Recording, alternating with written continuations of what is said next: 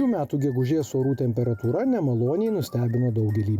Tačiau turintys galimybę pasišildyti savo namus galėjo džiaugtis. Kalendorinė vasara lyg visai šalia, o šildymo sezoną pabaigti nesinori. Viena tokių ir šio reportažo herojė, kuri atvirai pripažįsta.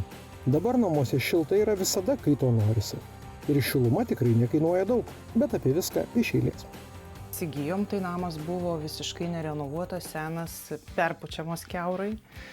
Ir langai kiauri, ir žodžiu, buvo šalta, viską renovavom, šildėm ir iš lauko, ir iš vidaus, remontavom po truputėlį iš savo lėšų, kaip sakau, be paskolų.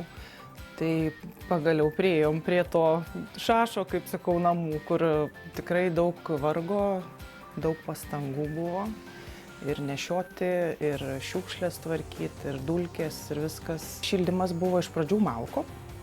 Pigesnis kuras, kadangi jauni, tai kuo pigiau viską, o paskui jau patogumas briketai, tie briketai irgi po laiko, kažkaip svarstėm apie šildymą elektrą, bet priėjom sprendimo, kad vis tik nepriklausomybė man kažkaip patogiau.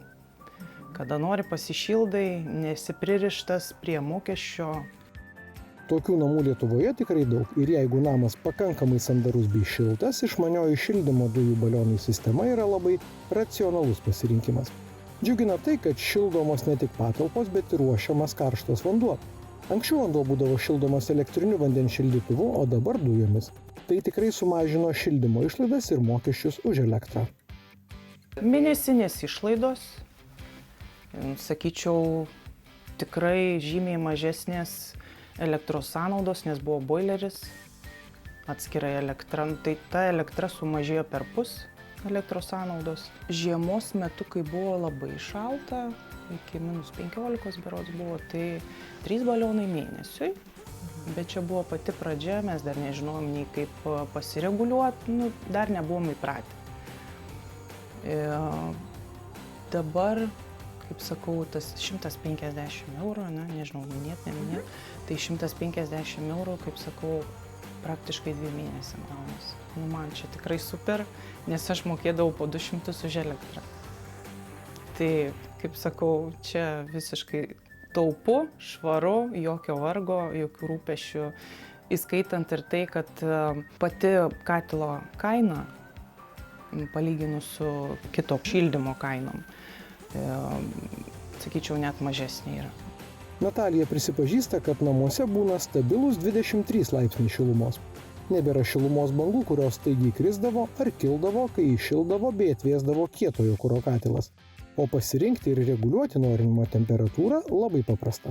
Per telefono programėlę yra pajungta labai patogu. Galiu iš darbo, iš bet kur įjungti, išjungti, gali nusistatyti, tarkim, grįžta vaikai, valandą 2 prieš tai įsijungi, kad pašildytų, optimaliausia temperatūra 23, bet jeigu, tarkim, nėra namuose, žinai, kad nebūsi namuose visą dieną, tai palaikai tą 18-17, pilnai užtenka, šuo nesušala, kaip ir viskas, sakau, labai patogu. Jeigu galvojate, kad tokios išmanios sistemos įrengimas užtrunka ilgai, klystate.